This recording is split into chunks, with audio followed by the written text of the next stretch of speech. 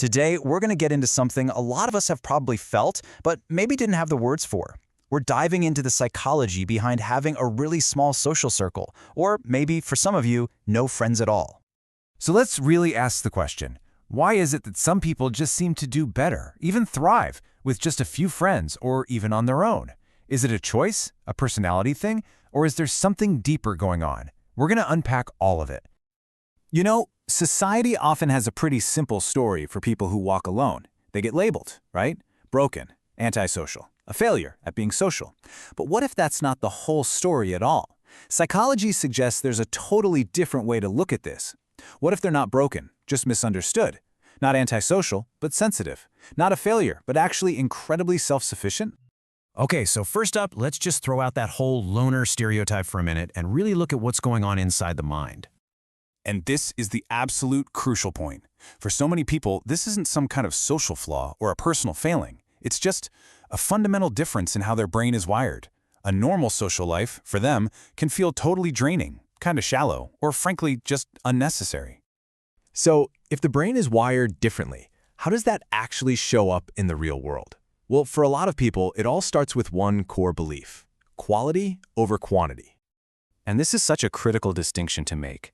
People with just a few friends, they're usually not trying to avoid relationships. They're trying to avoid the empty, surface-level ones. What psychologists find is that people who are deeper thinkers, they just aren't interested in collecting acquaintances. Man, this quote just hits the nail on the head, doesn't it? They're not looking for someone to just kill time with. Instead of forcing these social connections that feel fake, they make a very real choice to just be alone until they find something authentic. And in a way, that's a huge form of self-respect.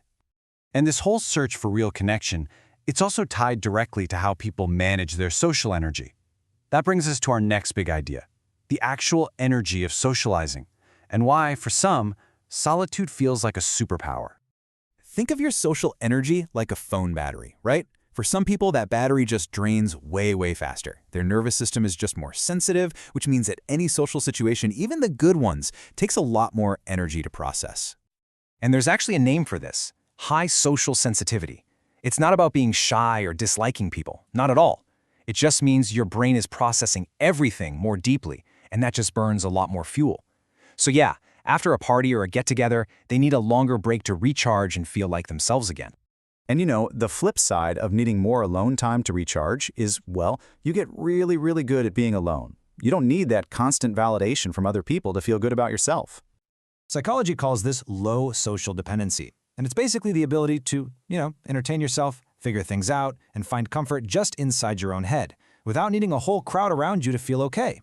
They've learned to create their own world, and honestly, they're often way happier in it than most people think. But, it's not always just about how you're born.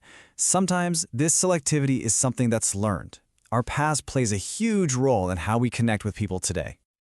For so many people with just a handful of friends, if you look back, you'll often find a reason, an experience that kind of flipped a switch and made them more cautious.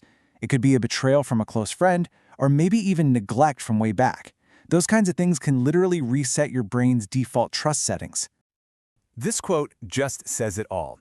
Your brain's #1 job is to keep you safe. So, of course, after a big breach of trust, it's going to put up some walls. It becomes more protective, way more selective about who gets in.